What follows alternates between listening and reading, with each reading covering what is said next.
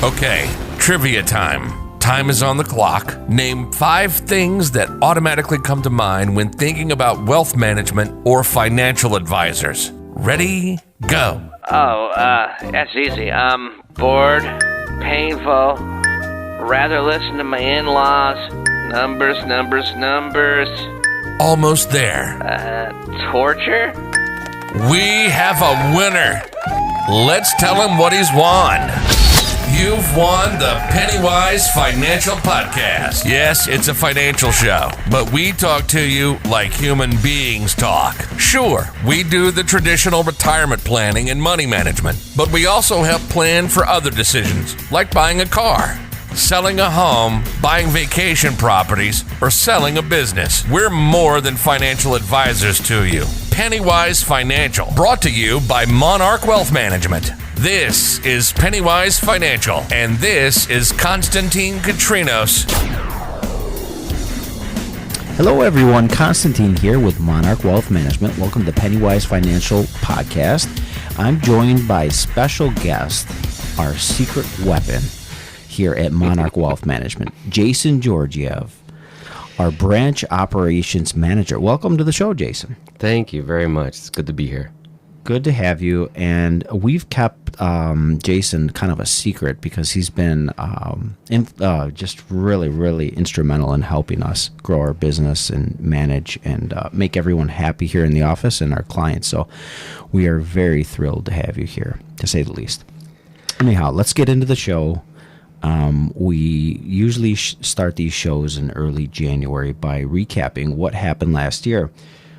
We talked a little before the show started about where we ended last year. S&P was up 15.7 plus percent. NASDAQ was up 43, almost 44, and the Dow Jones 9 plus percent, just under 10. I mean, could you have imagined any kind of returns like that last year at all? Yeah, those numbers are crazy. I mean, it's just nuts. Yeah. And we're looking back, so we already know what happened. But I can say we listened to the show that we recorded just about this time last year. Dave and I recorded that show, and we talked about our forecast. And Dave's estimates were closer than mine. And we looked at just S&P. And Dave's estimates was about 10.5. Mm-hmm. And we ended 15.76%. So he was pretty close, about 5% off. The only thing he had wrong, because I got to point out flaws here, right? I can't only be completely wrong. Dave said that he imagined or envisioned the first 6 months being better than the last 6, and I think we saw just the opposite.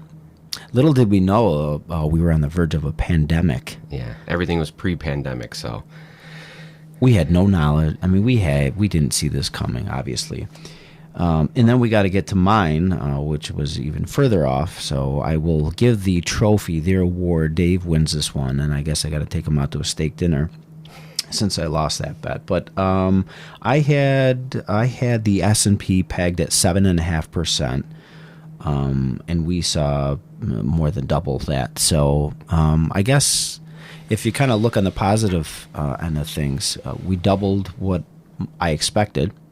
Which is a good thing. And I guess it brings us back to, first of all, knowing where we came from and what happened last year, but then what's going to happen this year? Mm-hmm. I mean, I don't know if you've noticed some of the conversations coming through, calls, emails, questions, even from prospects or existing clients is, yeah, that's great that we made money last year. It was kind of a rough year. I mean, even in March, but we stayed in front of it. We communicated with clients. They knew what was going on. And I think that's right around the time you started. Mm-hmm. Was March 10th, yeah. March 10th. Yeah. Welcome to investments. So, yeah, that was my first go at it, is the market dropping. So it was crazy, but, seeing things come back, you feel a lot better after.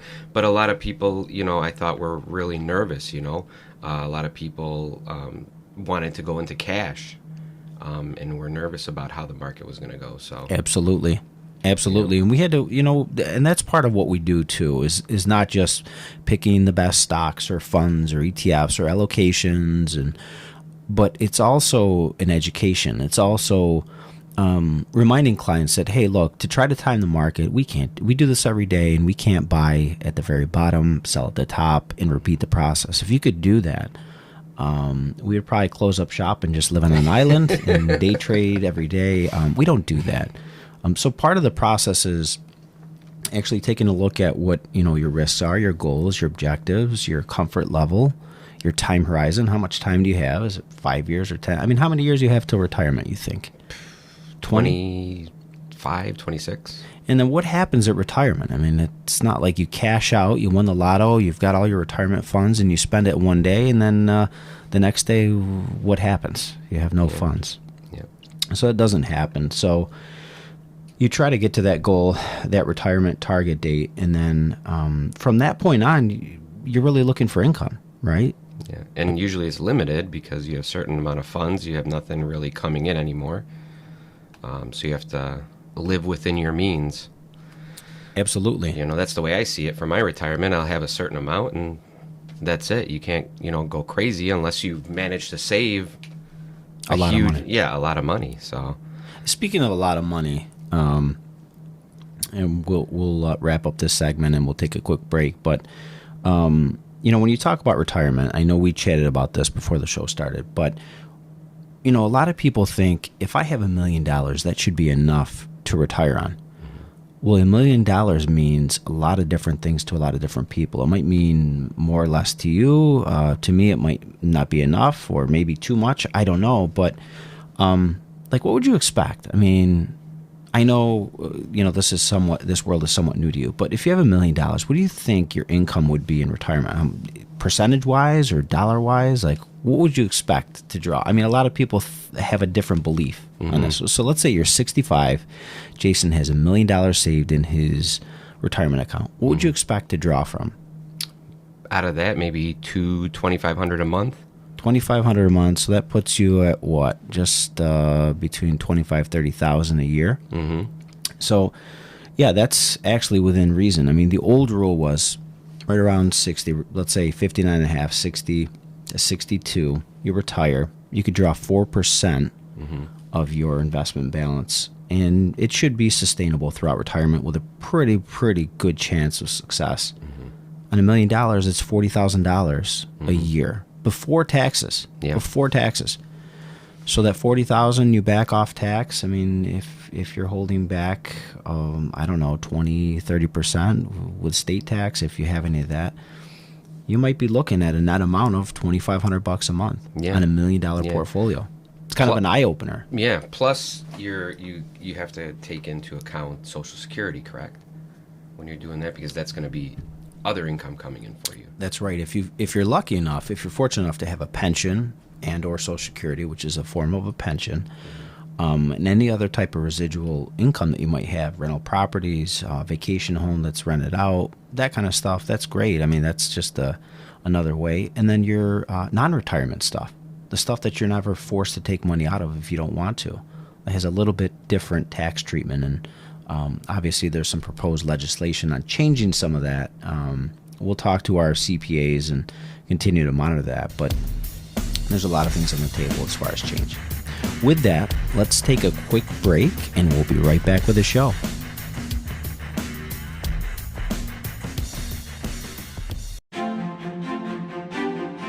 Here's Constantine Kitrinos, Managing Partner and Financial Advisor at Monarch Wealth Management.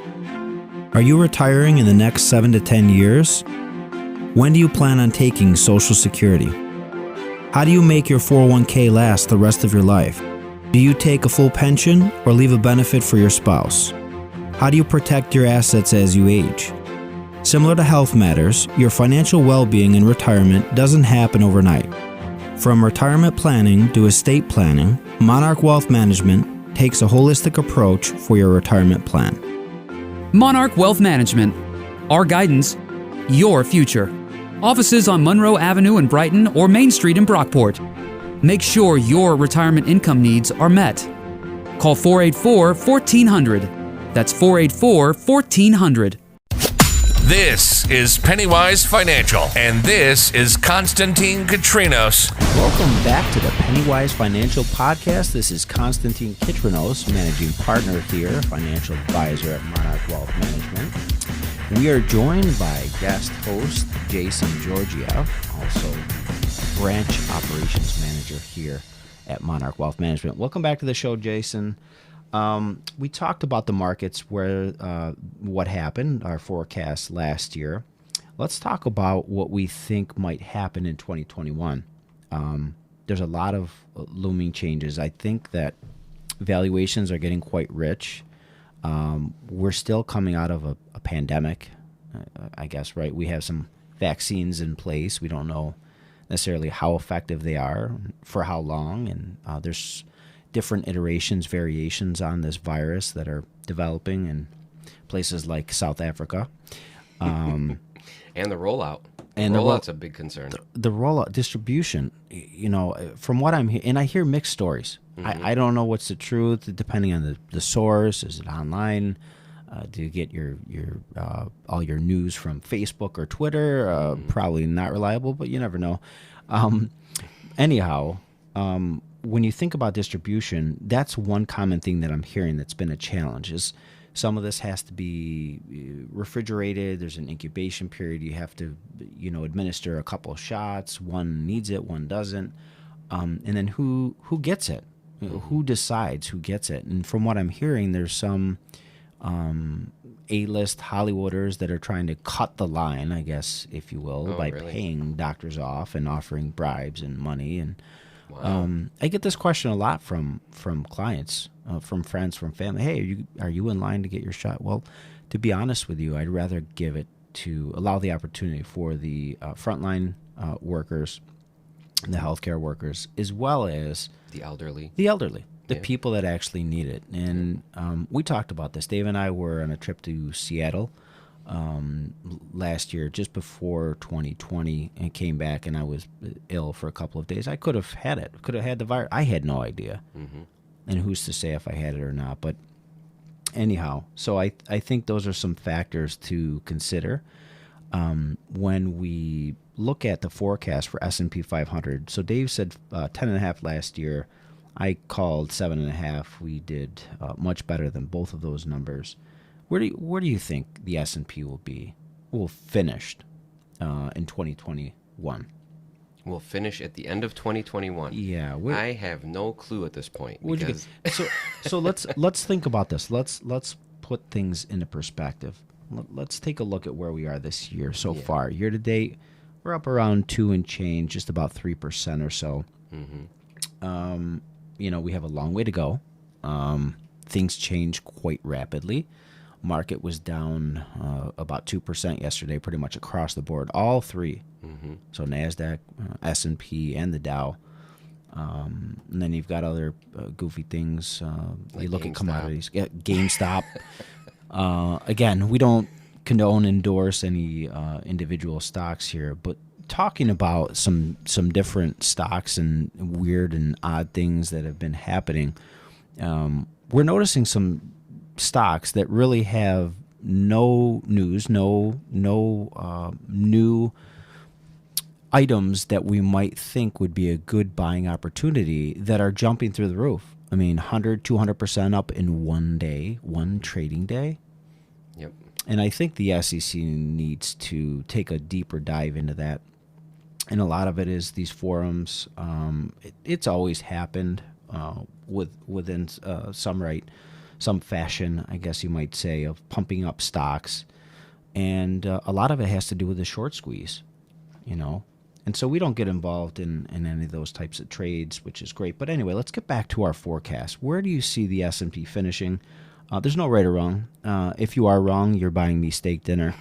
If I'm wrong, closest to without going over will be the winner.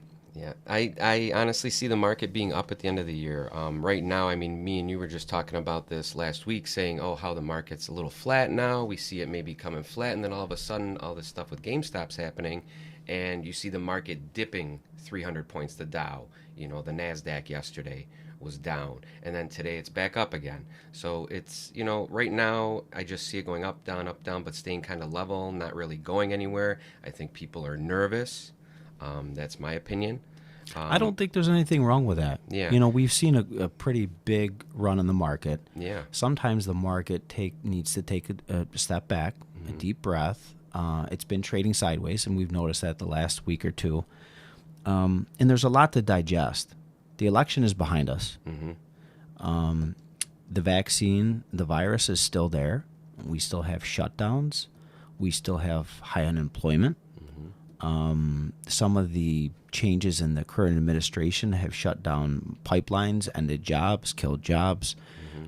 So that just exacerbates the amount of people that are looking for jobs that are on unemployment. And these are not people, making $8, $9, $10 an hour. They're the breadwinner of the family, and they're out of a job. Yep. So I think that's going to be important, is getting people, get a safe environment for people to be able to work and make a living, earn money. But a lot of these small business owners, especially in the service industry, I don't even know if they're going to be around next year. Yeah. I just heard, too, that Cuomo opened up the orange and yellow zones again for businesses to reopen. So I think that'll help. Is that like a blanket across? I can't keep up with these changes. That's what I heard. Is that across the board? Across the board. So the entire state? At least I know this region, Finger Lakes, Western New York. I'm not too sure about like New York City area. That Right. usually tends to be separate from us. Of course. Of course. So that's what I heard last about what Cuomo was doing about here. So I think that'll improve the area, and the economy, businesses reopening, and just everybody getting back to work. Kinda normalcy, but not there yet. Obviously, we still have a lot to do with the vaccine and everything. So hopefully it improves.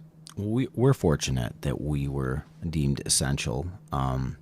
I can't imagine what it's like for some of those folks that were all of a sudden out of a job, out of work, saying that you cannot go to work, you cannot earn a living. It's not safe for you to do that, and how harmful that is. Mental health, we talked about that in the show a number of times last year. Mental health, I think, is going to be a big problem, big issue. People that already have issues now being cooped up in your house alone with nothing to do but watch reruns and propaganda. Yeah, there's no new shows coming out, right? Because people are wearing masks and it's not safe. Yeah, and we have been lucky to be able to come to work and go about our daily activities.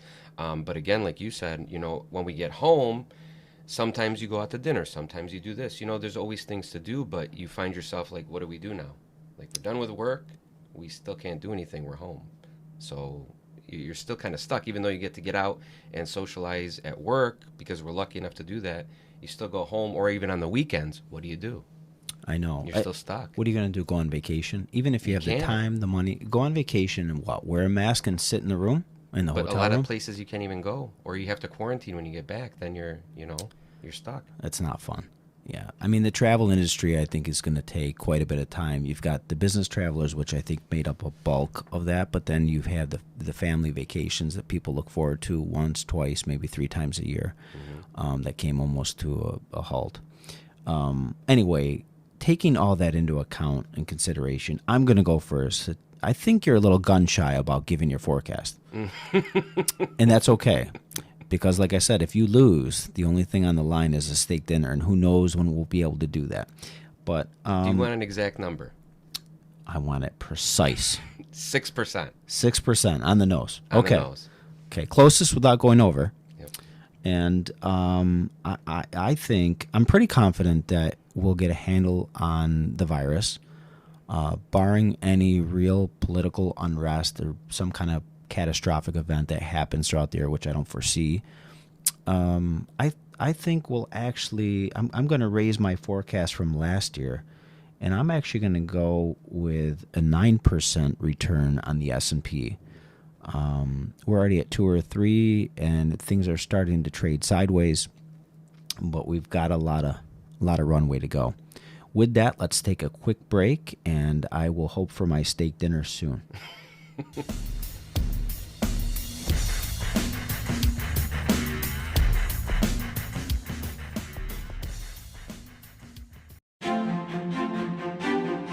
Here's Constantine Kitrinos, Managing Partner and Financial Advisor at Monarch Wealth Management. Are you retiring in the next 7 to 10 years? When do you plan on taking Social Security? How do you make your 401k last the rest of your life? Do you take a full pension or leave a benefit for your spouse? How do you protect your assets as you age? Similar to health matters, your financial well-being in retirement doesn't happen overnight. From retirement planning to estate planning, Monarch Wealth Management takes a holistic approach for your retirement plan. Monarch Wealth Management. Our guidance, your future. Offices on Monroe Avenue in Brighton or Main Street in Brockport. Make sure your retirement income needs are met. Call 484-1400. That's 484-1400. This is PennyWise Financial, and this is Constantine Kitrinos.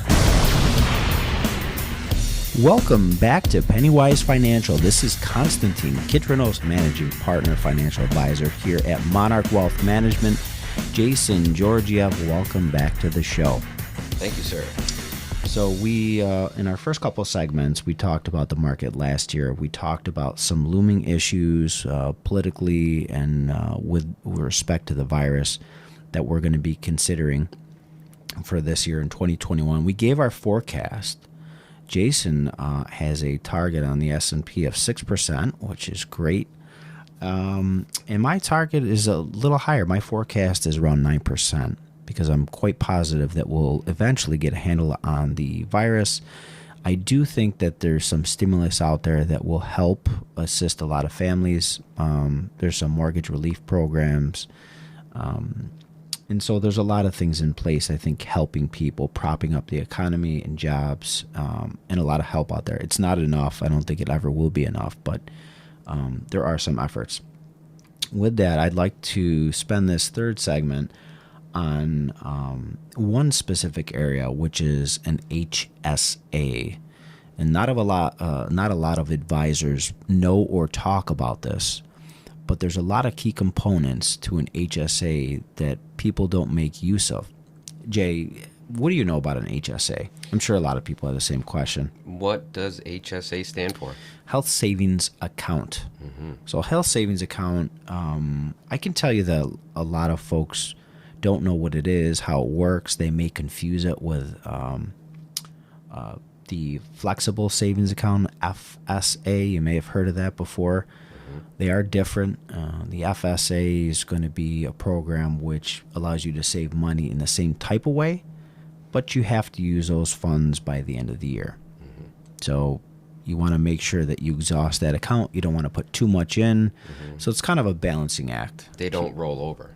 They don't roll over in an FSA. An HSA does. It is an account that's designated for your healthcare expenses. Mm-hmm. Could be a lot of different things used for co-pays, prescriptions, medical procedures, things like that. And then there's other type of over-the-counter items that would qualify. You know, it could be like an Advil, things like that, mm-hmm. where you could use those funds. Now, there's a couple key elements about it. Number one, some folks don't know about it, and this may be in your camp. Mm-hmm. If you have a healthcare plan that covers you in a way that's not considered high deductible, mm-hmm. so it's got to be a high deductible plan that also allows for an HSA to be coupled with it. Mm-hmm. So if you got that, if you are self-employed, if you're a small business owner, if you work for a company that offers only high deductible plans, you want to make sure that you're selecting a plan that's good for you first. Mm-hmm.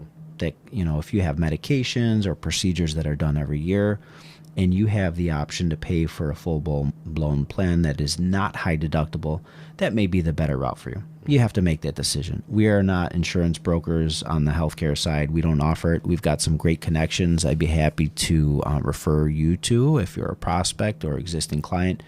Most of our existing clients know about that. So first, you want to make sure you have that in place. If you do find yourself being a person that would benefit from a high deductible plan, it typically means lower premiums. If you're somebody who is younger, healthier, and maybe doesn't go to the doctor very often. Maybe you're there for your well visit every year, your annual physical and checkup, and the expenses are quite small.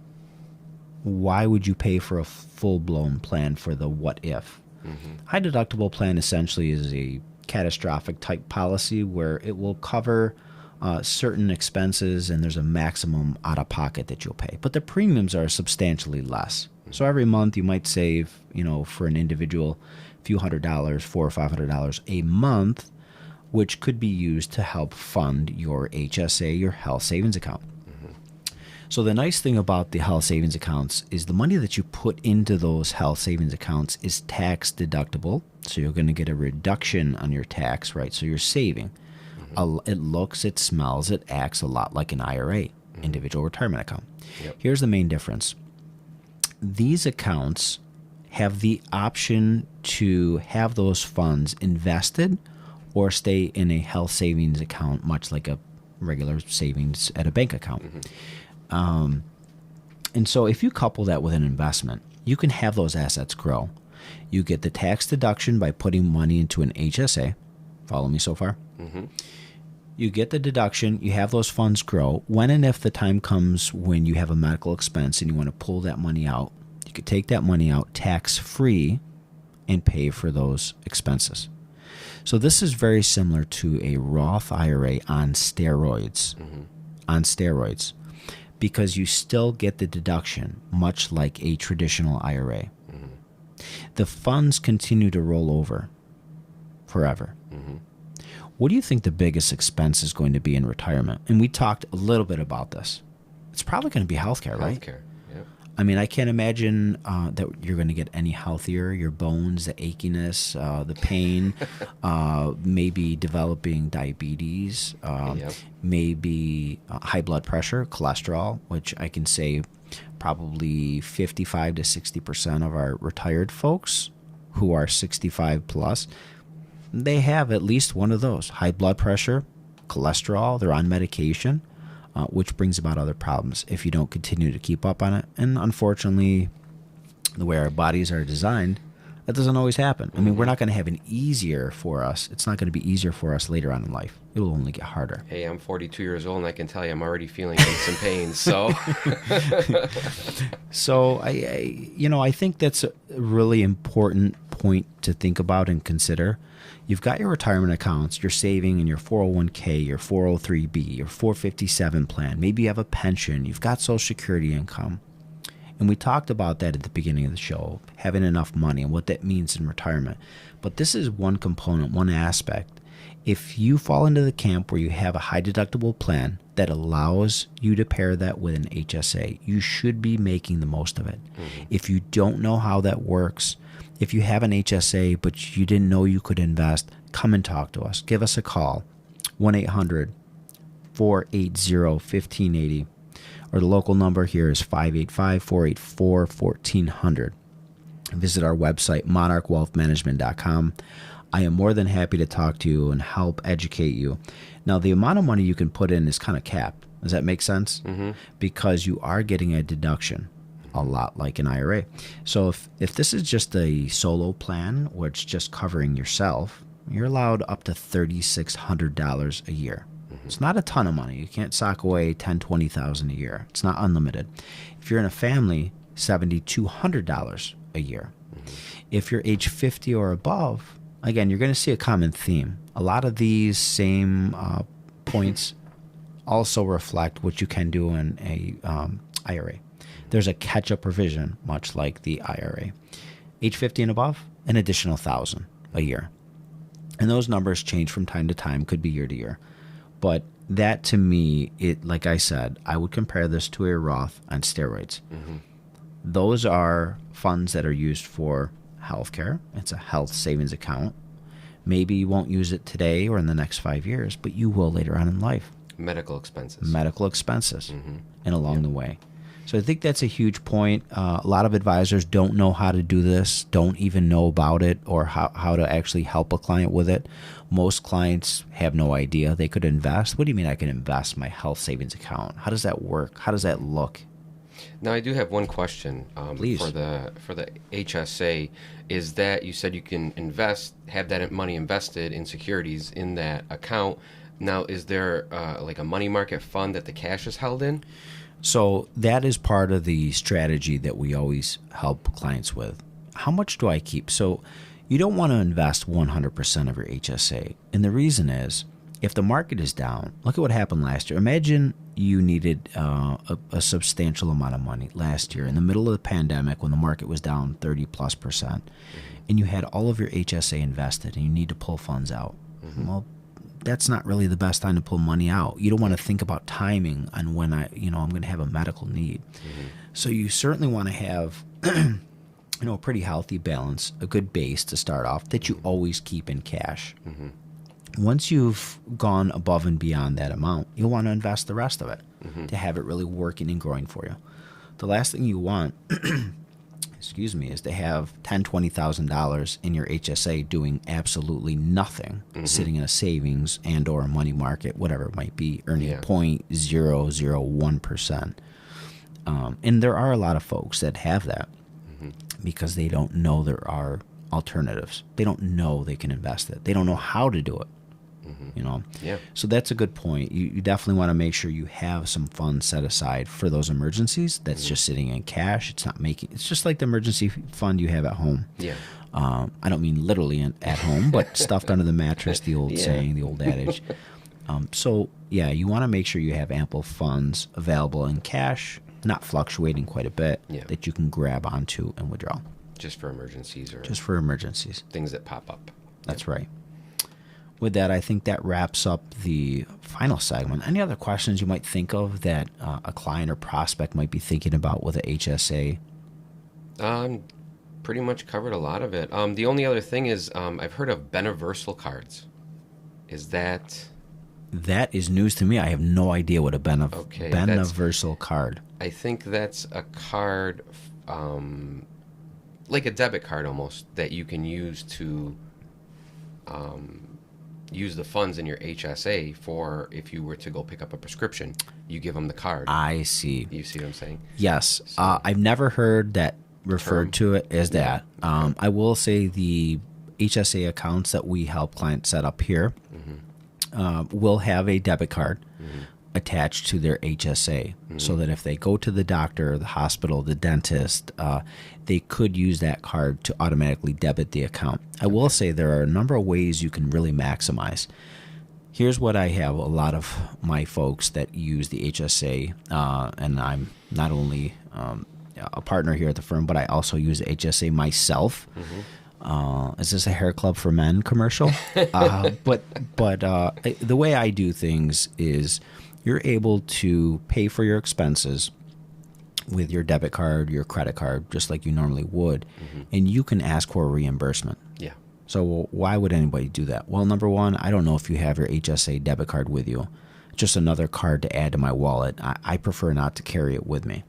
I use my card, my credit card. I get the points for it, right? I mean, why not get rewarded for those type of expenses? Then I ask for the funds to be reimbursed to me. And it's just transferred to my bank account. So that's a good point. This beneficial card, or whatever you made a reference to, I never heard that term before. But a lot of companies will add like a funny or cute acronym to make it sound more appealing or just kind of different. Or marketing. Exactly. I always use my credit card. I get the points, the miles, cash back, whatever it is, get the reimbursement. It's the same exercise, a couple extra steps, but that's the way I like to do it. It's a preference. That's how you can get the most out of your HSA. So, makes sense? Makes sense. Thank you. The other question I had is, how do you set up an HSA? Do you just go into your bank and you can sit down with somebody, or your financial professional, sit down with them? No, you come to me. Okay. You call me. You call me. Yeah, of course you can do it that way. But if you really want to maximize and take advantage of the investment component, you'll come in here. I will help to educate you and understand the HSA process, get you set up on how to do that, get your account set up, get your debit card, link that to an investment account. So when the time comes and you're ready to start investing because you have enough cash in that HSA and you really want that money to grow for you, and you'll use it. And it's funny, you know, we talked about limits, $3,600, $7,200. You might think, geez, that's not a lot of money. And I know I have expenses throughout the year that I'll use some money, that, you know, that account value will go down. Am I ever going to have a lot of money? What are we talking about? Over the course of 5-6 years, you'd be surprised when you see $25,000, $30,000, $40,000, $50,000 in accounts. And think about this. When you have those funds invested and you make 5 or 10 or even 15+% like we saw last year, 15% on a balance that has $50,000 is quite a bit of money. 15% on $1,000 might not sound like much, but when you're adding to that year after year after year, getting the tax deduction, it's helping you save money today, having that money grow for you, and then being able to pull out that much more money tax-free, it's a really, really powerful tool. I'd almost say more powerful than a Roth IRA. If you're able to combine them, you could take advantage of that as well. But you're not going to get the tax deduction on a Roth. Yeah. So again, this is like a Roth on steroids, designed for healthcare expenses. Not a lot of folks know how to do it. Advisors in my business, they have no idea. They don't know. They don't know. Call us, get an appointment, sit down with me, be happy to help. And as a recap, we have you pegged, Jason. 6%. You're on the record, 6% S&P 500 for 2021, and I'm on the record for 9%. Let's make it happen. Let's see how we fare. Thank you again for listening to the PennyWise Financial Podcast Show. Jay, thanks again for joining us. Thank you very much for having me. We'll be talking to you next time. Take care, everyone.